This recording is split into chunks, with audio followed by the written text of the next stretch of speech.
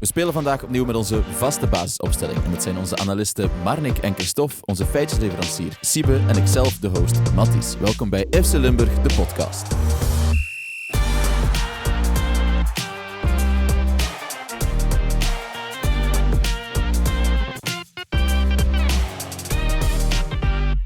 Marnik, Christophe, we nemen iets vroeger op dan normaal, dus had ik iets minder tijd om na te denken over een leuke ijsbreker.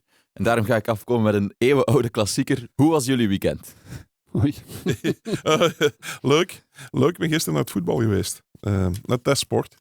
Leuk. Ja. Dat is dichtbij bij jou, hè? Ja, voilà. En de voorzitter van mijn club mocht er de aftrap geven. En het was wel leuk. Er was vrij veel volk nog voor een match tegen Diegem. En 6-3. Dus veel goals. En tweede set niet meer gespeeld. Dus, die hebben we elders afgewerkt. De tweede set was voor de kantine. Ja, voilà. Christophe, hoe was jouw weekend? Goed. Veel voetbal gekeken op tv. En tussendoor nog even de keuken geverfd. Even de keuken geverfd tussendoor. Welke kleur? Als je een goede verver nodig hebt, voor een prijsje kom ik dat bij jou doen. Super. Welke kleur heb je gekozen? Painted black. De simpelste kleur die er is. En die denk ik heel veel vrouwen in hun keuken willen. Zwart dus. Hè. Wit? Gewoon wit, ja. Gewoon wit, oké. We zullen het maar gewoon snel En ik was content over het resultaat. Kijk, proficiat. Goed, we zullen het maar gewoon over voetbal hebben. STVV die speelde 0-0 gelijk op Gent. Mag ik het een draak van een wedstrijd noemen? Dat vind ik een beetje overdreven. Daarvoor het had een draak geweest als de momenten van opflakkering, als die er niet waren geweest. Want het was, zeker de eerste helft was bij momenten echt slaperig. Ja, maar het laatste half uur was er toch wel het enige gevaar. En je moet het niet vergeten, het is play-off 1.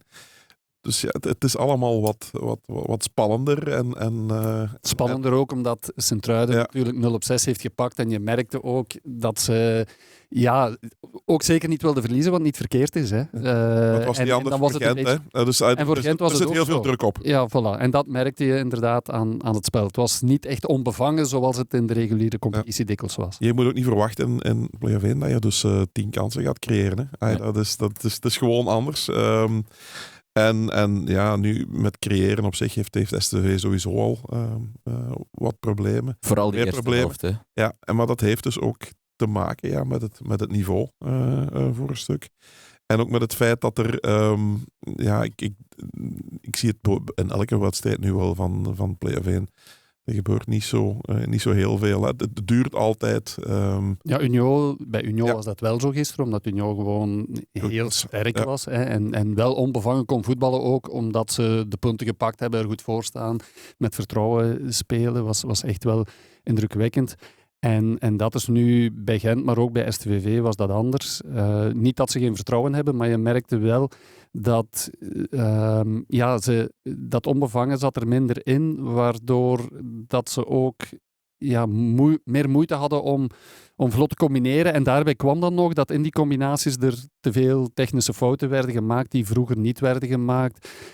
Waardoor dat er heel veel balverlies was langs beide kanten, waardoor de opbouw trager was. Als de opbouw trager is, zijn er meer duels, omdat je vaker in duel kunt gaan, waardoor dat er meer fouten zijn, waardoor dat de scheidsrechter ook nog redelijk snel floot, vond ik. Neem daar nog geregeld een buitenspelfase bij en een blessure en je had echt zo'n match waar er geen tempo kon in komen. Maar het zit er ook... Je moet er ook niet flauw over doen. STV scoort al weken heel moeilijk en dat kruipt in de hoofden. Dat zie je bij aanvallers. Dat is een soort flow hè, die je niet hebt en waar je moet ingeraken. Er waren ook weinig kansen. Hè. Het voetbal was gewoon minder goed. En daardoor zijn er minder kansen. En als je dan maar enkele krijgt en het vertrouwen is er niet, zoals Manik zegt, dan wordt het helemaal moeilijk. Hè. Want na 45 minuten had Gent een expected goals ratio van 0,19 en bij STVV was dat 0,06. Ja, vooral die eerste helft was eigenlijk rampzalig. Maar dan STVV kwam, vond ik, wel beter uit de kleedkamer. Ze begonnen goed aan die tweede helft. Tot eigenlijk Gent begon te wisselen. Toen kantelde de wedstrijd een beetje. Maar ook die wissel vond ik een opvallend moment. De Gent-fans die juichten toen Wilfried Kanga naar de kant ging. En helaas kreeg hij nog bijna gelijk, die fans, want de invaller Cissé gaf snel de assist voor de 1-0, die gelukkig voor STV werd afgekeurd. Maar wat vonden jullie van dat moment? Ik vraag me af of dat ook werkelijk zo was. Ik weet het niet. Ja. Misschien wel, maar... want Maar Aster zei het ook. Kanja ligt onder vuur. Hè? Nee. Ja, dat is zo, maar het kan dat het zo was, hè, maar ik Op vraag het me moment- nog altijd af. Op tv leek het toch zo, op het moment dat de stadionomroeper zei dat Kanga eruit ging, Ik klonk vind toch het een heel gejuich. gevaarlijk om dat heel fel te zeggen dat het zo was, omdat je het niet 100% zeker weet. En ik moest, ja, als die Kanga, als het zo is, en stel dat het niet zo is, maar je denkt het wel. Ik had echt met hem wel te doen, want verdorie, de rest van uw zondag, en niet alleen uw zondag, uw hele week, Christophe, maar begin er is maar toch aan, typisch, hè. het is niet alleen in Gent. Hè. Nee. Ik heb dat in Genk ook al gehoord. Ja. Op een bepaald moment met Steukers was dat ook zo. Het zegt gewoon alles over onze maatschappij. We zijn gewoon verzuurd. Hè. Dus Ja. het is toch heel vaak dat er, als je ook ziet hoe dat er, als je al die commentaren leest, nu zelfs van, je gaat gewoon richting de asociale media en je ziet de supporters van Club Brugge, hoe dat die nu, hoe dat die hun ploeg nu afvallen en zo. Echt, toch, daar denk ik van, ja. Nu er zullen ook wel een deel trollen bij zitten, zeker, die het een beetje willen opjagen. Waarschijnlijk wel. Ja, maar toch maar zoals in het stadion ook. Hè, Ja. Ik bedoel, dat gefluit op eigen spelers. Ja. To support is er al langer, is al lang moeilijker geworden. Hè. Heb ik de indruk. Absoluut. Nu, het was niet enkel Kanga, hij zat wel niet goed in de wedstrijd, maar het was eigenlijk niet de wedstrijd van de spits, want ook Gotto speelde eigenlijk geen goede wedstrijd. Nee, je ziet dat, ik had het net over vertrouwen. Hè. Je ziet dat bijvoorbeeld als hij eerste helft daar weggestuurd wordt, dan mist hij het niet alleen overtuiging, maar hij komt precies niet uit met zijn passen. Het is zo'n beetje de timing die weg is. Hij nam hem al niet goed mee, want hij dacht hij kan nog voor de verdediger inlopen en alleen voor doel komen, en dan kwam hij ook nog niet uit met zijn stappen. Terwijl hij is zeker niet traag. Hè. Dus als je ziet op dat moment, als je dan echt vertrouwen hebt, dan ben je net voor die verdediger en dan moet die beslissen, ofwel laat ik hem gaan, ofwel maak ik een fout, of pak ik misschien rood. Dus ja, dat is gewoon, dat is vertrouwen. En god, hoe lang is het geleden hè, dat hij gescoord heeft? Dus, Nu, uit die fase krijgt Matsuzawa dan nog een klein kantje en Wouter Franke gaf dat aan als een van de 3 fases waarbij dat ze alleen voor doel kwamen. Ja, dat is ook niet helemaal... Nee, wat had hem die binnen getrapt, dat was wel de mooie. Ja, hij had het misschien met een hakje moeten doen, dat was nog makkelijker. Nee, maar dus echt een grote kans was het niet. Nu, ik begrijp Franke ook wel dat hij die fases aanhaalt en inderdaad, in play-off 1 zijn die fases dikwijls genoeg om het verschil te maken. Nu, er was een grotere fase waarbij ze alleen voor doel kwamen, want de vervanger van Gotto, Diouf, die raakte iets verder dan Gotto in het 1-op-1 komen. Hij kwam wel vlak voor Roef. Wou hem stiften, maar was het een goede redding van Roef of was de afwerking van Diouf niet goed genoeg? Het was een geweldige redding, want ik heb speciaal nog eens teruggespoeld en ik heb het 3-4 keer bekeken. Er was echt weinig plaats. Om die bal, ofwel had hij hard moeten trappen en vrij snel. Maar op het moment dat hij nog trapte, was er echt weinig. Maar het was echt heel goed gedaan van Roef, die zich heel breed maakte. En wat hij wel misschien niet had moeten doen, hij keek nog even om ook. Voordat hij, was zo van, oei, ben ik alleen, heb ik tijd? En ik denk dat hij iets te veel tijd genomen. Ik denk dat hij iets sneller moet trappen, want dan was er nog een beetje ruimte. Maar op het moment dat hij trapte, deed Roef het echt goed. Door zich heel breed te maken en tegelijkertijd die stifter eruit te halen. Want stiften was op dat moment wel een goede keuze. Ja, was op zich geen slechte keuze, maar het was... soms is het ook goed gekiept, hè. Ja, als je een kans mist. Hè. En dat was in dit geval zeker het geval. Ja. Mag STVV blij zijn met een punt op Gent? Want ook Taniguchi en Kokubo blunderden bijna nog in de defensie. Daar gaven ze kansen weg voor. Ik denk dat een gelijkspel de juiste weergave was. Als je alle kansen optelt en als je het momentum ook optelt dat op een bepaald moment bij STVV dat dan naar Gent gaat, dan weer STVV wel een betere kans krijgt. Ik denk dat dat... maar Taniguchi is wel raar. Hè? Dat hij een heel jaar, dat hij eigenlijk... enorm stabiel was en nu 2 weken na elkaar. En niet alleen met die passes, vind ik zo bepaalde fases ook dat hij de verkeerde beslissing neemt. Met de afgekeurde goal ook bijvoorbeeld. Ja, Muslio die stapt eerst al uit en dan gaat hij terug, waardoor dat hij in de rug gepakt wordt. En eigenlijk, Taniguchi gaat dan naar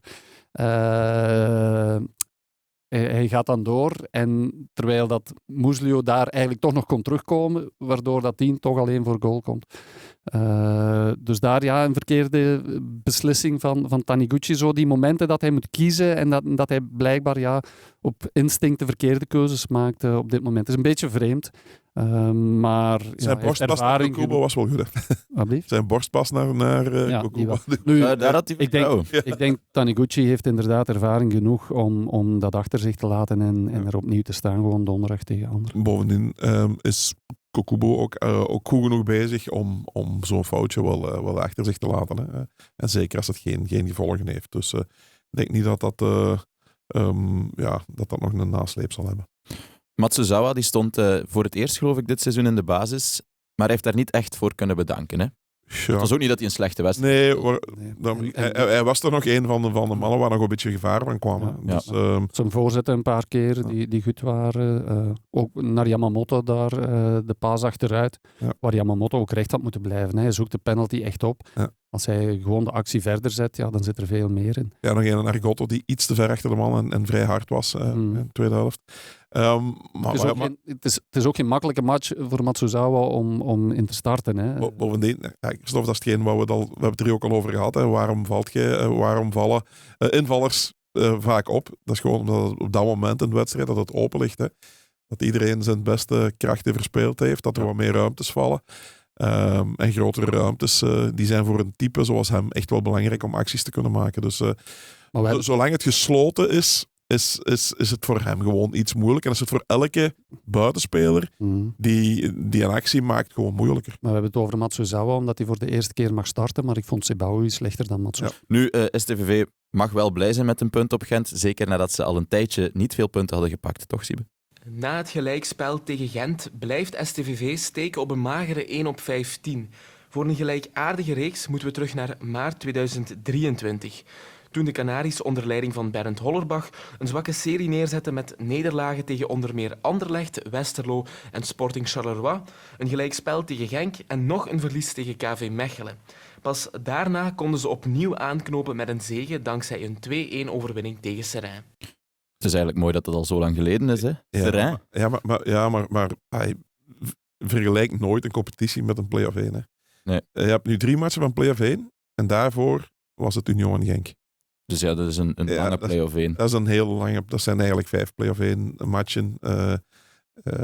Als je een derby daarbij neemt, en dan Union, dan deze start tegen Union en Club Brugge. Dus ik vind het een beetje een moeilijke vergelijking met een normaal seizoen. Nu, 5 play-off 1 wedstrijden zogezegd, waarin ze wel verdienstelijk presteerden. Dus wat verwachten jullie van de volgende play-off 1 wedstrijd? De thuiswedstrijd tegen Anderlecht donderdag. Ja, ik heb het glas al een paar weken ben ik al half vol aan het zien. En nu zeker. Je moet weten, als ze winnen staan ze dus 5 punten los. Hè. Ja. De rest. Op de 3 anderen. Hè. Dus na 4 speeldagen dan zijn er nog 60 aan, 5 punten los. Gewoon Anderlecht kloppen en je neemt eigenlijk een geweldige start. En Anderlecht pakt 6 op 9, maar alles behalve op overtuigende wijze ook. Ik zou ook toeslaan in de eerste helft, als ik Sint-Truiden was. Als je die 2 eerste helften zag van Anderlecht, is echt abominabel. Dus ze mogen wel wat vertrouwen hebben, zeker thuis. En ik hoop ook dat ze er echt gewoon voor gaan en onbevangen voor eigen publiek. Ik vind ook dat je in play-off 1, het is een beetje rekenen. Hè. En zoals tegen Gent nu op verplaatsing begrijp ik dat ook wel, dat je niet als kippen zonder kop naar voren gaat lopen. Moeten ze donderdag ook niet doen. Maar ik vind dat Sint-Truiden zichzelf nu moet belonen wel voor zijn fantastische seizoen. En ook in play-off 1. Gewoon voetballen zoals ze dat in de reguliere competitie gedaan hebben. Gedisciplineerd, maar toch, er gaan gewoon onbevangen. En dat ligt hen ook het beste. En dat verwacht het publiek ook. En stel dat je dan nog verliest, of stel dat je een punt pakt. Ik denk, als je op dit moment een punt pakt met een fantastische match, dat je meer krediet hebt bij de supporters dan dat je begint te rekenen en dat je dan een punt pakt. Genk, die spelen morgen al, maar die hebben dit weekend ook gespeeld en die hebben 1-2 gewonnen op het veld van rechtstreekse concurrent Westerlo. Marnik, hebben ze dat vlierenfluitend gedaan? Ik wel, in elk geval. Na de wedstrijd, goede vlierenfluiter. Traditie op Westerlo. Ja, was... bij de rust hebben we hem nog niet genomen, want Toen was er weinig reden tot de eerste helft was niet goed. Gewoon heel veel de nadruk op controle bij allebei. Dus dan was het geen toeval dat die kans van Genk dat die uit de tweede lijn valt met een schot van Heine. Ik vond Westerlo zelfs iets gevaarlijker. Bij Genk gewoon te weinig druk vooruit. Maar dat heeft hij bij de rust wel bijgestuurd. En op basis van de tweede helft hebben ze zeker verdiend gewonnen. Ook op basis van het aantal gevaarlijke kansen en ook op basis van het overwicht tweede helft. Genk heeft met die zege op Westerlo ook een mooie reeks verder gezet. Toch, Siebe? Ja, dankzij de overwinning van Genk is het 14 jaar geleden dat Westerlo nog eens wist te winnen van Genk. En die laatste overwinning van de Kemphanen dateert van 2012. Toen wonnen ze met 3-2. Dus scoorde Bart Goor zelfs nog, dus zo lang is het geleden. Amai, Bart Goor. Lang geleden dat ik die naam heb gehoord. En ex-Genk-speler, trouwens. Mooi. En over mooi gesproken, we hebben ook een paar mooie flitsen gezien in die wedstrijd. De streep van Heine, de geweldige redding van Brugmans en het prachtige doelpunt van El Wadi. Wat is jullie favoriet? El Wadi, ja, vind ik. Ja. Brugmans was wel straf. Was ik bedoel, voor iemand met zijn lengte ook, was hij weer heel snel neer. Hij was heel goed gekopt ook, trouwens, van Alcocer. Want daar moest er nog veel kracht op zetten ook. Ja, maar het doelpunt van El Wadi was wel geen verrassing, hè, Christophe? Nee. Zeg maar zelf maar. Ja, de wet van HBVL, hè. Dus zaterdag interview, dan weet je dat het eraan komt, hè. Dan weet je dat de prijsgast... Ja, Welke keer is het nu? Ik weet het niet, maar het was Een keer of 6 toch? Ja, het zeker. is al heel veel gebeurd. Zeker. Maar nu, de eerste maakt hij dan. En de tweede, die creëert hij helemaal. Hè. En hij snoept die bal heel leep af van Kimura. Die had hem totaal niet zien komen. En dan heb je natuurlijk de klasse van Keretsas. Die pas ook wel goed time terug op El Wadi. Maar dan ook het overzicht van El Wadi. Heeft dan net gescoord. Dan denk je van die gaat terugtrappen. En dan legt hij hem breed. Het was wel 2 keer heel nipt. Dat het geen buitenspel was. Zowel van Keretsas als van Bibou. Maar het was, het was wel uiteindelijk was het wel een blunder van Westerlo. Want nu de eerste goal was ook balverlies. Het was een hele goede flankverandering dan van Ito met zijn linker. Erg dat ik het moet zeggen, want het is bijna het enige wat Ito echt goed deed. Ja, ik vond hem wel tweede helft. Vond ik hem een stuk beter. Ja. En de reden was, ik ben dan zeker van dat, omdat Genk hoger druk zette, in Medina constant buitenom ging en hoger kwam. Waardoor Ito naar binnen kon en daar meer ruimte kreeg. Dus Medina trok telkens Reynolds op zich. En dan komt hij meer in interspace, Ito. En daar was hij veel beter in dan... Links tegen de lijn is het echt niet goed. Vaak bij het spel, verdedigend niet. Maar hij heeft die timing ook niet links om buiten te gaan, omdat hij heeft die actie niet. Dus hij probeert dat dan... al lopen te doen, maar dan staat hij dan wel een paar keer buitenspel. Maar terwijl als hij op rechts staat, dan kan hij wachten aan de buitenkant op die bal, maakt hij die actie buitenom, heeft hij misschien wel de beste voorzet. Ja, je ziet dat het zoeken is voor hem. Zo, ja. Maar op het moment dat er iemand aan de buitenkant tegen de lijn komt en hij iets meer naar binnen kan, dan wordt het beter. Nu, de Westerlo-verdediging vond ik ook niet 100% bij de eerste goal van El Wadi. Hij kapt ze fantastisch uit, maar dat is wel heel makkelijk 2 man in de wind. Bij de tweede goal had ik het gevoel dat ze gestopt waren met verdedigen of zo. Dat vond ik een rare fase. Ja, Kimura die had gewoon totaal niet door dat er iemand in zijn rug zat. Hè. Ze pakken de bal af. En dan is het rond u kijken, hè, want je leidt dan heel hoog balverlies. En ik moet zeggen, zoals ik net zei, het was 2 keer wel heel nip dat het buitenspel of niet was. Dus... Ik gun het Bibou zijn doelpunt, maar ik vond het jammer anderzijds dat Merisola die niet mocht binnenlopen. Ja. Want ik vind wel dat die dat zou verdiend hebben. Die moeten in heel moeilijke omstandigheden al een paar weken van voor alles geven en heel veel strijd leveren. En dat levert dan qua statistieken weinig op. En ik vind dat jammer voor hem, want daardoor wordt zijn prestatie niet altijd naar waarde geschat. En vooral omdat de manier waarop ze voor de rust speelden, zo te veel controleren, dat er weinig druk naar voren. dan kom je als spits echt op een eiland. Hè, en dan moet je daar... Ja, en dan loop je van links naar rechts, ja. van voor naar achter en je ziet de bal even van ver, maar voor de Hij rest... staat constant tegen 2 man. Ja, ja. Dus, en je hebt dan, als je de bal hebt, nog moeite met de kaats en zo om iemand onder jou te vinden. Dus inderdaad zeer ondankbare omstandigheden waarin hij is moeten blijven strijden. Maar Biboe stond goed, maar het scheelde niet veel dat hij goed stond. Nee, inderdaad. Morgen, dinsdagavond, speelt Genk thuis tegen Charleroi. Wat verwachten jullie van die wedstrijd? Ja, moeilijk. Hè? Dus je zou zeggen van nu 2 keer thuis. Charleroi was dan daar, maar ik heb het nog eens opgezocht. Ja, ze hebben geen 50% gehaald thuis tot nu toe.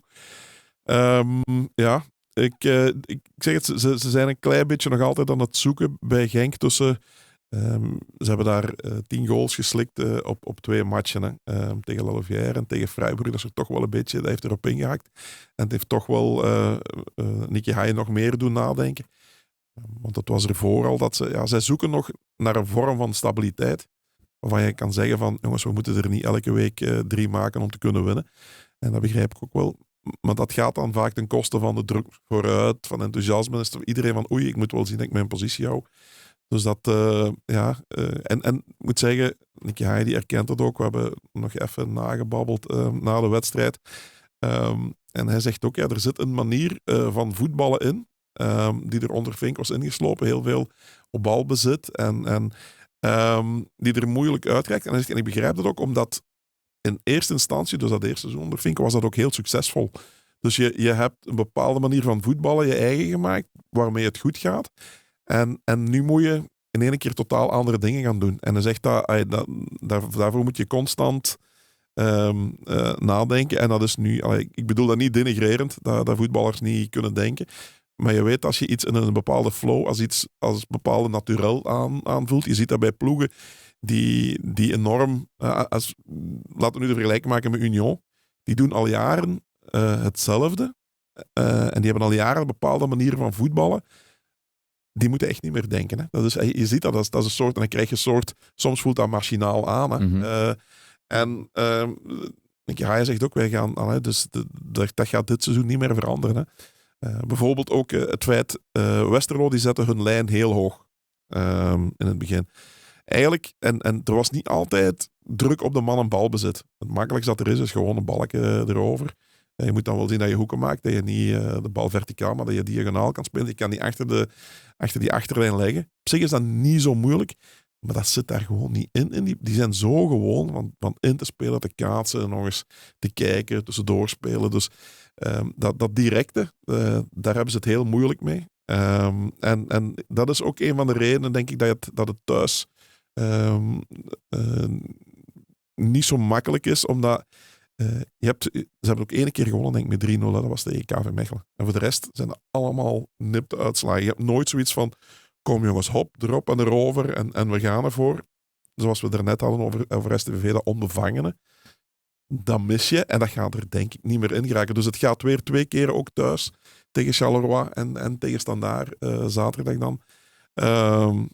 Gaat het knokken worden.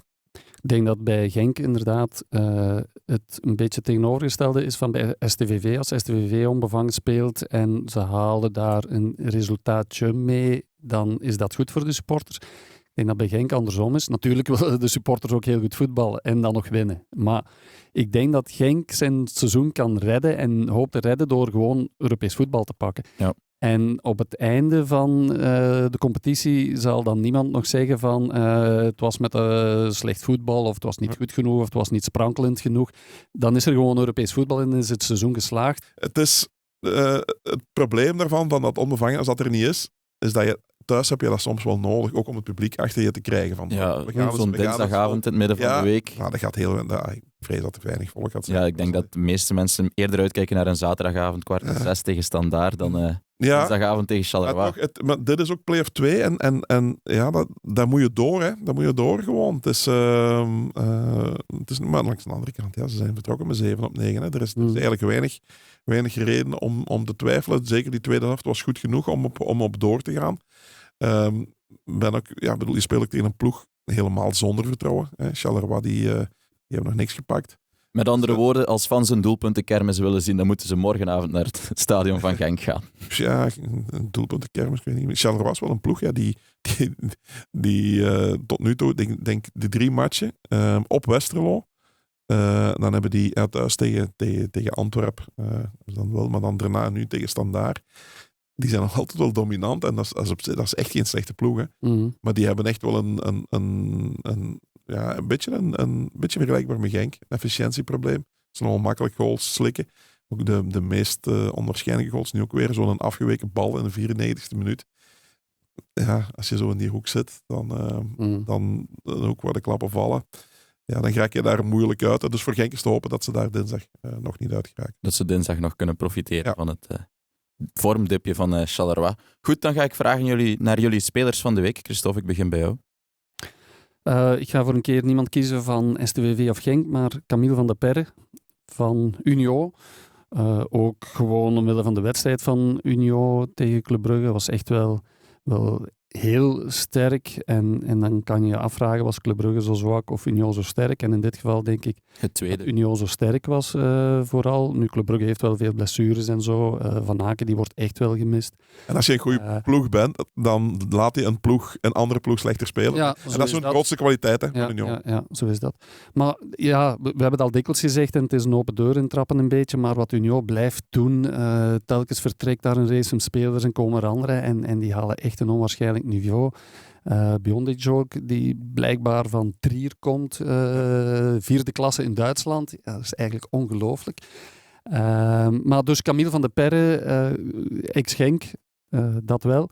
Maar gewoon omdat, ja, daar wil je echt niet tegen voetballen. Hè. En misschien haalt hij het niveau nog niet, of niet voor Atletico Madrid. Maar daar zie ik hem zo echt wel spelen. Simeone zou een fan van hem zijn, denk ik. Dus ja, het is ook niet de speler die in de picture komt met een Rabona of een omhaal. Maar die zo nuttig is voor een ploeg. En als je nu bij Genk zijnde van de Perre ziet voetballen, dan denk je toch, had die bij ons maar in de kuiten mogen bijten van een aantal tegenstrevers. Wat niet wil zeggen dat op het moment dat die beslissing genomen wordt bij Genk, dan is dat waarschijnlijk op dat moment de juiste beslissing. En je kan nooit van alle spelers die je moet beoordelen inschatten wat die de volgende 2, 3, 4 jaar gaan doen. Maar ja, Camille van der Perre, ik vind hem gewoon heel waardevol en nuttig. Ja, spelers worden ook wel beter bij Union, precies. Ja. Want er zijn veel spelers die daar dan vertrekken en nooit meer dat niveau halen. Dus het is daar toch een manier van werken die werkt. Plus, dat is hetgeen wat ik daarnet zei, er is zoveel duidelijkheid en over het systeem en de manier van spelen en de taken die iedereen in dat geheel moet uitvoeren. Dat je als speler dat wel iets makkelijker is. Hè? Dat is omdat je hebt gewoon een vast verwachtingspatroon en gewoon je hebt vaste opdrachten die je moet uitvoeren. En dan ligt het ook aan de kwaliteit van de spelers dikwijls. Ja. Want bijvoorbeeld had Genk in het Vink-systeem, om het zo maar te zeggen, gedaan wat het moest doen. Zowel defensief als offensief. Ja, hadden ze daar nu nog in gevoetbald. Hè. Maar het is omdat het dan niet lukt, dat Nicky Haye bijvoorbeeld ook andere dingen gaat zoeken. Ja. Heeft Union gisteren een serieuze optie op de titel gepakt? Sowieso. 4 punten nu. Dus, en ze zijn oordelijk nu. Wat je nu al hebt is van, nu zijn ze echt wel de uitgesproken favoriet alleen nog. Hè. Ja. Dus dat brengt toch sowieso een bepaalde druk. En je speelt in play-off 1 toch telkens tegen ploegen die wel iets meer kunnen dan tegen de best of the rest. Hè. Dus ze gaan het niet cadeau krijgen, hè, de volgende week. En in de play-offs is het zo, nu lijkt 4 punten een heel grote kloof. En als Club Brugge in het rechtstreekse duel weer wint van Union, zeg je, het is nog maar 1 punt, ze staan onder druk. Ja, maar de rest is weg. En ik zie Club Brugge niet... Union moet 2 keer in de mist gaan. Maar bovendien, als Club Brugge alles wint, ja, ook dat. Dus ik denk dat ze zelfs nog iets meer kunnen veroorloven, want het Brugge van gisteren straalde weinig uit. Hè. Ja. Ik moet zien, als je dan ziet, de eerste wedstrijd op STVV, hadden ze ook gerust kunnen punten verliezen. En als je ziet hoe dat ze Anderlecht lieten terugkomen, dan in die eerste wedstrijd, Het is niet zo dat je bij Brugge iets hebt van, met die gaan Union mag je niks meer missen. Dus Ja, en ik heb het nogal daarom gezegd, maar ik zeker blijf me favoriet. dan afvragen of Bart Verhagen nu zo content is over zijn trainerswissel. Ja. Ja, dat vraag Is ik me Club ook wel Brugge af. na nieuwjaar zoveel beter dan voor nieuwjaar? Niet per se, denk ik. Dat denk ik niet. Ik geloof het ook niet. Maar ik ga vragen naar jouw speler van de week. Ik ga voor de familie van de week. De familie van de week. Ja, de Oké, familie van nu de ben ik benieuwd. Dus ja, je hebt dus Zakaria El Ouadi waar we niet rond kunnen. Maar zijn neefje, Kian Nagagbar, die speelt ook bij Genk. En die maakte zijn eerste goal in het profvoetbal bij Jong Genk. En die is 16 nog maar. Dus die stond ook in het elftal, toen in de elftal van de U18, die de titel pakte op Charleroi. Heeft hij 2 keer gespeeld dit weekend? Ja. Dus dat is meestal. Dus die mannen vrijdag spelen, vrijdag Zondag. kort invallen, dan kunnen die op zaterdag nog gerust spelen. En die zijn nog maar eens kampioen geworden, de Genkse U18, zich nog maar eens geplaatst voor de Youth League, de UEFA Youth League. Dat is toch wel straf wat ze doen daar. En daar maakte Kian Gagbar dus ook deel. Het is echt wel een talentje. Maar als je hem ziet, hij is een kop kleiner en 20 kilo lichter dan de rest op het veld. Zeker in de Challenger Pro League. Maar hij is zo behendig. En hij heeft dan op zijn rij was dat, geloof ik, dat hij nog de assist gaf. En nu binnenkomen en bij de eerste balcontact scoren. Heeft hij een even grote motor als zijn neef? De motor, de snelheid zeker en vast wel. De motor, dat zal nog wel een beetje op je 16 en dat moet nog aan gewerkt worden. Hè. Ja, maar daar heeft hij nog Alhoewel- alle tijd voor. Alhoewel dat we bij LOA, dat hij toch op een bepaald moment, als hij wilde stoppen met voetballen, hè, want die is pas heel laat ontdekt uiteindelijk bij RWDM, nadat ze toch wel op heel veel plaatsen geweest waren. Die had toch ook even overwogen om marathonloper te worden, hè, LOA. Dus nu zou ook nog wel lukken, denk ik. Met de bal aan de voet. Hè. Die wint nog marathons met de bal aan de voet. Wat ik na Genk opmerkelijke uitspraken vond, maar dat is iets helemaal anders. Nicky Haij zegt het ook al een paar keer, van deze match is niet beslissend in de play-offs, hè, want er volgen er nog 8 en nu hoorde Nog ik... 7. Maar vorige week. Ja. Hè? En nu zegt hij opnieuw van er volgen er nog 7. Sharai zei dat ook. Ja, Gerard, ja. Ik vind dat vreemd. Natuurlijk is het nu nog niet beslissend, want anders zouden er maar 3 speeldagen zijn, een play-off 2. Maar die punten die je nu pakt, die zijn toch evenveel als die in de laatste match. En wel Dus beslissende die druk het is ook een afhouden. manier om de druk af te houden, denk ik. Ja. Maar ik vind dat toch heel vreemd gewoon van, de punten die je nu pakt, die heb je. En je hebt 10 speeldagen, 30 punten te verdienen. Zorg dat je er genoeg hebt. Of dat op de eerste speeldag is of de laatste, maakt echt niet uit. Ja, Sharai was ook wel een mooi verhaal in die zin dat ik had dan een gesprek donderdag met El Ouadi. En die benadrukt nog wel eens de rol van Sharai in zijn ontwikkeling. Hè, want dat is degene die hem dus overtuigd heeft om voor Marokko te kiezen voor de U23. En dat was ook op het moment bij RWDM dat hij nog niet bekend was, nog niet was doorgebroken. En Sharai zei nu ook na de wedstrijd van ik heb hem toen verkozen. En in Marokko waren er toch wel wat vraagtekens, omdat ik hem koos boven mannen uit La Liga en zo. Zeg maar, die heeft zoveel kwaliteiten. En ik zei hem van dat is toch wel extra pijnlijk dat hij u nu dood doet. Hij zegt maar zo'n jongen moet je dat gunnen. Staat buiten alles en hij zegt we hebben verloren en ik vind dat doodjammer. Maar als je het dan iemand gunt, dan zal het dan toch wel iemand zijn zoals El Ouadi. Absoluut. Dan denk ik dat het tijd is dat we naar 1B gaan. We zijn er al een beetje geweest met Jong Genk.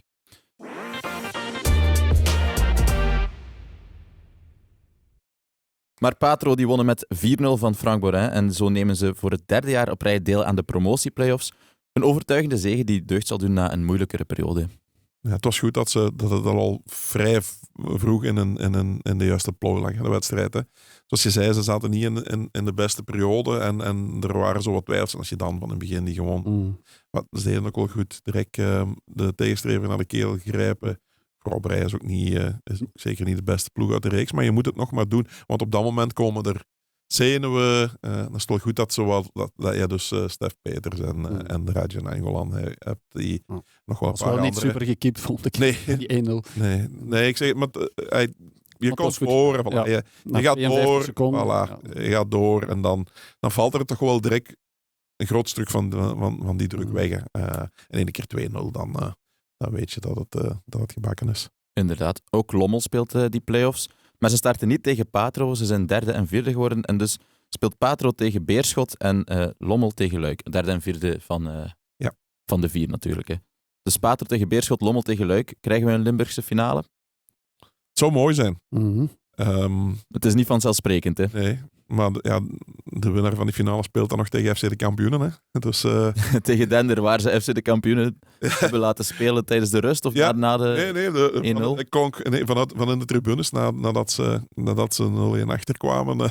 Halfweg de eerste helft kwam er vanuit de tribune in één keer het deuntje van FC de kampioenen. Dat was wel grappig. Maar dus de winnaar van de finale in de Challenger Pro League speelt nog tegen Dender 2 keer.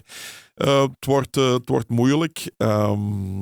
In die zin dat ik denk Beerschot toch wel de favoriet is. Maar toch wel sterk ook tegen Lommel. Maar bij Lommel hebben ze ook gewoon alles aan gedaan, denk ik, de laatste weken om terug op volle kracht te komen. Hè. Die hadden heel veel gekwetsten. Met die blessures, ik denk, nu Luik zit ook wel in een goede periode. Dus het is donderdag en maandag, denk ik. Het is een 2 duels dat het gebeurt. Ze spelen allebei eerst uit, maar in principe niet echt. Spelen ze niet eerst thuis? Eerst thuis, sorry. Ze spelen een beslissende match uit. Niet echt de voordeel is. Omwille van de 10 miles, hè, dat de match verzet is. Ja, dat ze aan maandag gezet zijn. Ja. 10 miles en dan in Luik ook. Luik was Luik. Ja, inderdaad. Daar wordt er op maandag gespeeld. Ja, ze moeten dus de beslissende match op verplaatsing spelen. Dat is niet zo simpel. Maar laten we ons hopen. Hè. Het zou wel heel chic zijn. Want ik denk wie dan ook tegen Dender. Mhm. Dender heeft dit jaar nog niet veel vreugde beleefd. Hè. Nee. Dus ik denk niet, daar zit niet zo heel veel vertrouwen in. En als je in die wedstrijd komt, heb je normaal wel vertrouwen, want dan heb je net alles gewonnen. Ja, dan heb je Het is zo nu dat Patro vorig jaar ook tegen Cercle Brugge zeker, maar toen zag je toch dat het niveauverschil te groot was om daar te kunnen stunten. Nu is het de laatste, hè? Ja, nu is de laatste. Voilà, Dender is kwalitatief minder sterk dan Cercle Brugge vorig jaar. Vorig jaar met Cercle, dat verschil was te groot. Hè? Dus, dat zag je. Maar, en daardoor ook Patro nu, het heeft lang geduurd voor ze het echt mathematisch konden afdwingen, maar misschien is dat net een voordeel nu, hè? Dat ze scherp zijn om die laatste fase aan te gaan. En ze doen het voor de 3e keer op rij. Daardoor lijkt het een beetje normaal geworden, maar eigenlijk is het dat niet, hè? Dat Patro dit doet in de Challenger Pro League. Vind ik knap werk van Stijn. Trouwens, de podcast die ze sinds kort hebben met Raja Nangolan ook, is ook wel een aanrader.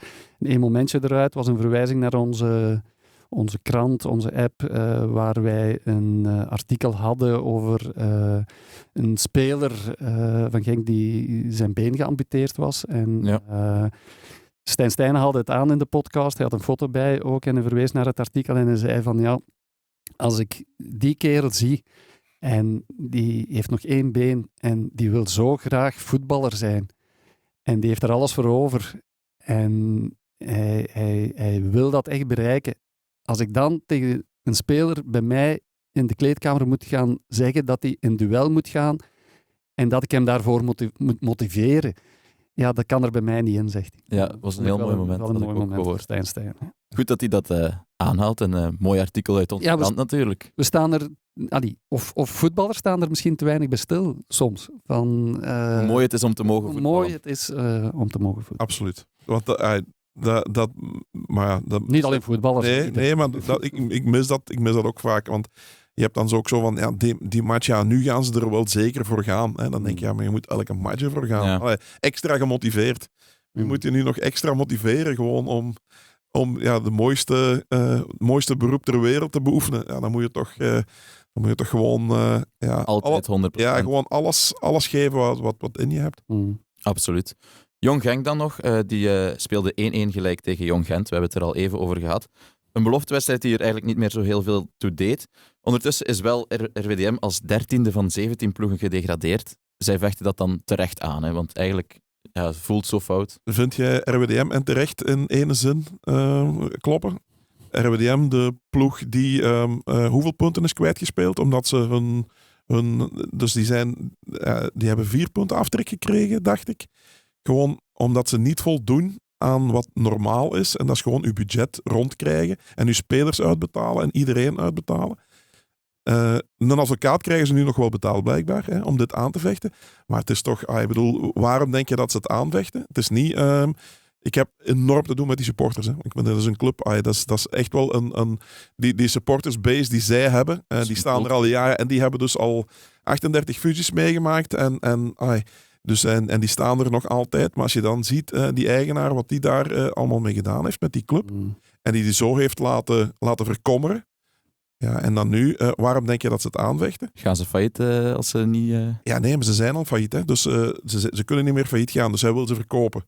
Ja, een niet-profclub, dat kun je moeilijk verkopen. Hè. Dus hij wil die waarde nog een beetje opdrijven om te verkopen. En te zeggen van, ja, maar dat is een tweede klasse. Dat is geen amateurclub.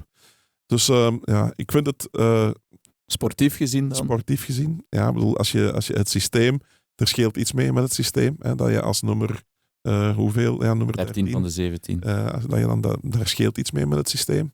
Maar in het geval van RWDM zou ik eerst... hadden ze hun huiswerk een klein beetje fatsoenlijk gedaan. En een beetje, met een beetje serieus. En zichzelf serieus. En vooral de eigen supporters serieus genomen. Dan hadden ze nooit in deze situatie gezeten. En dan was het vrouwberij geweest van meneer Boucher. Dan was het helemaal... Dan had het spel helemaal op de wagen gezeten nu. Dan had het ook nog entertainend geweest. Dan was er nog iets gekomen, ja. Ja, dan was er nog iets meer buzz rond geweest, denk ik. Maar nu, ja. Oké, dan zullen we, net zoals RWDM, zakken naar de lagere reeksen. Ja. Sporting Hasselt won met 0-1 op het veld van Houtvenne. Ook Knokke won dit weekend met 2-0 van Tiene. En dus moet Hasselt volgend weekend thuis winnen tegen Desselsport om de titel te pakken. Verwachten jullie een titelfeestje hier achter de hoek? Ik verwacht wel heel veel volk. En laten we hopen dat er een titelfeest op volgt. Hè. Mm-hmm. Maar het gaat wel het gaat echt een pak volk zijn. En mooi, hè. Ik bedoel, voor eigen publiek. Gewoon moeten winnen. Het in eigen hand hebben. Het voelt als een bekerfinale zo. Ja, absoluut. In eigen huis. Ja. Een bekerfinale in eigen huis. En vooral in eigen handen. Hè. Dus je moet niet meer kijken naar iemand anders. Je moet zelf winnen. Daar wil toch Ik me denken aan dat was tegen Gent zeker, hè? Dat ze toen om te stijgen naar eerste klasse. Ja, Christophe, ik weet het niet meer, want het was in de jaren 60, maar... Ja. in de jaren 80. Het was, ik herinner het me wel, en ik weet niet meer waarom. Ik denk dat we er een artikel over gemaakt hebben. Ja, we hebben zo lang geleden. We hebben er waarschijnlijk veel over gemaakt. Maar een leuke anekdote was wel dat toen voor de match de spelers moesten opwarmen. En er was blijkbaar zo weinig parking en alles. Dus ze hadden het veld naast het hoofdterrein hadden ze ook vol laten lopen met auto's. En de spelers hebben zich opgewarmd tussen de auto's door. Ja. Moet een verhaal van Armo Schreurs zijn. Ongelooflijk. Het zou kunnen. Ja. Wie weet wat voor taferelen we voor. Ja, maar het is toch... Nu, ik denk dat het goed is dat ze hebben wel een aantal ervaren spelers ook nog bij Hasselt die al het een en ander hebben meegemaakt. Dat is wel belangrijk dan op zo'n moment dat je... Dat de stress er niet te veel ja, voilà, dat je gewoon van je eigen krijgt. Nu, het is... Dessel moet je niet onderschatten. Hè. Het is een gevaarlijke ploeg die... Daar hebben ze een coach gehaald, toch? Hè? Christiaans, ja. Dus het is het is gewoon iets om naar uit te kijken. En ik denk niet alleen in Hasselt. Ik denk dat er heel veel neutrale supporters ook wel zullen willen gaan zien, maar het zal wel uitverkocht zijn. Er zijn nog tickets op dit moment. Ja? Ik had even gecheckt net op de website en er stond toch hier tickets kopen. Dus. Ja, het gaat vol zitten. Het gaat sowieso vol. Ja, voilà. We hebben iets om naar uit te kijken. En wij zullen er zijn. Dus wie niet binnen kan, volg het bij ons in de app. Ja. Volg het in de zeg het nu al maar. Absoluut. En ook in eerste provinciale gaat het spannend worden voor de titel, want Koersel, Breebeek en Torpedo kunnen op de laatste speeldag alle drie nog kampioen spelen. Ze hebben dit weekend alle drie gewonnen. Koersel en Breebeek hebben 52 punten, Torpedo 51 punten. En ik denk in onze extra aflevering nu vrijdag gaan we nog dieper ingaan op die titelstrijd. Hè? Dat verdient dat zeker. Ik bedoel, zo'n geweldige finish in eerste provinciale, daar willen we ons wel eens in verdiepen. Voilà. Dus geef ons nog een paar dagen. En dan zal de titelstrijd in eerste provinciale geen geheimen meer hebben. Ideaal. En dan gaan we vrijdag ook nog de midweekwedstrijden van STVV en Genk bespreken en die titelstrijd. Ja, zeg Ja, maar. plus nog donderdagavond zijn ook al de heenwedstrijden in de Challenger Pro League. Dus Ook die gaan we bespreken. we hebben heel veel materiaal vrijdag. Misschien hadden we ook nog een trainer van de week toch even moeten vermelden, Vincent Kompany. Hè. Het is FC Limburg, de podcast, maar toch, als je ziet wat hij bij Bayern doet, is het toch echt ongelooflijk. Opnieuw kampioen gespeeld. Doelsaldo plus, ja, opnieuw kampioen gespeeld. Doelsaldo plus 80. Ja. Fantastisch. Maar- Nu, met zo'n ploeg moet je altijd Ik wel was juist aanvallen, dat tegen weet ik, Bayern. hè. Maar Bayern in Duitsland, ja. ja, 13 van de 14 laatste seizoenen zeker kampioen gespeeld. En ze zeggen dan wel inderdaad, iedereen kan dat daar. Maar ja, als je Bayern ziet van wat er daar allemaal nog bij komt kijken, buiten gewoon je spelers goed laten voetballen. En je ziet hoe Kompany dat aanpakt, dat is toch echt ongelooflijk. Want ja, Kompany heeft goede contacten of veel contact met de Belgische trainers ook. Hè.